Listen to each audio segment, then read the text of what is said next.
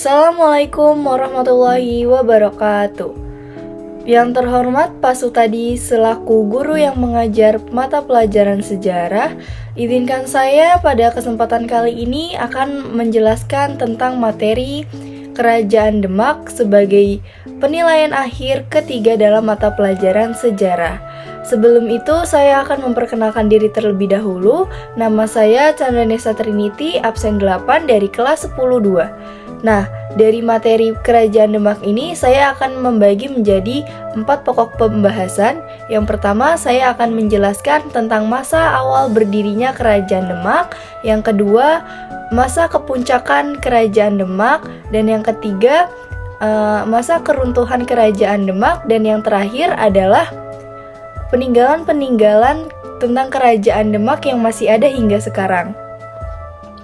Baik, saya akan memasuki ke topik yang pertama atau pembahasan pertama, yaitu masa awal berdirinya Kerajaan Demak. Kerajaan Demak seperti yang kita tahu merupakan kerajaan Islam pertama yang berada di Nusantara. Nah, Kerajaan Demak ini berdiri pada abad ke-15.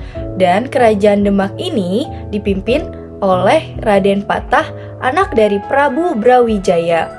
Nah, salah satu faktor berdirinya Kerajaan Demak adalah runtuhnya Kerajaan Majapahit pada saat itu. Nah, dari keruntuhan Majapahit ini mengakibatkan banyaknya kerajaan-kerajaan lain atau dari wilayah-wilayah lain yang berlomba-lomba untuk mencari kesempatan dan menggantikan Kerajaan Majapahit. Salah satunya ialah Kerajaan Demak ini.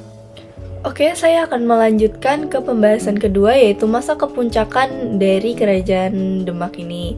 Nah, Kerajaan Demak ini mencapai masa kejayaan atau masa puncaknya itu di tahun 1521 sampai 1546 yang sudah digantikan oleh Sultan Trenggono.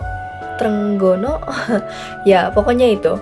Nah, di sini Sultan Trenggono ini berhasil menyebarkan Islam ke sebagian Pulau Jawa, yang berarti itu sudah mencakup besar ya, atau dia juga memperluas perdagangan-perdagangan yang ada di wilayah Jawa, serta bangsa-bangsa Portugis yang awalnya ada di Nusantara itu diusir oleh Sultan Trenggono itu sendiri.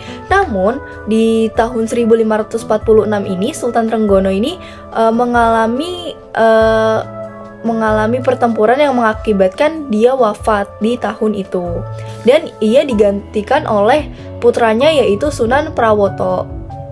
Kita masuk ke pembahasan ketiga, yang dimana ada faktor atau penyebab dari keruntuhan Kerajaan Demak. Nah, keruntuhan Kerajaan Demak ini diawali dari Sunan Prawoto yang dibunuh oleh Arya Penangsang. Arya Penangsang ini adalah seorang yang ingin mengambil alih Kerajaan Demak secara licik. Jadi ia mengirim pembunuh untuk membunuh Sunan Prawoto agar Kerajaan Demak ini bisa diambil alih olehnya.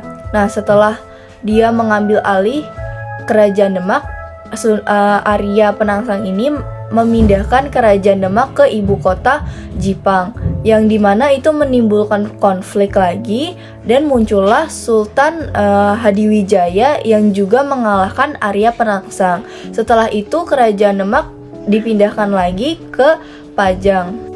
Nah, demikian Kerajaan Demak ini akhirnya runtuh dan digantikan menjadi Kerajaan Pajang yang dipimpin oleh Sultan Hadiwijaya. Di pembahasan keempat, yaitu mengenai peninggalan-peninggalan Kerajaan Demak yang masih ada hingga sekarang. Nah, yang pertama itu ada Masjid Agung Demak, Kolam Wudu, Makam Sunan Kalijaga, Dampar Kencana, Maksurah, Pintu Beledak, dan Piring Campa. Oke, mungkin itu saja yang dapat saya paparkan tentang materi Kerajaan Demak. Semoga bermanfaat. Wassalamualaikum warahmatullahi wabarakatuh.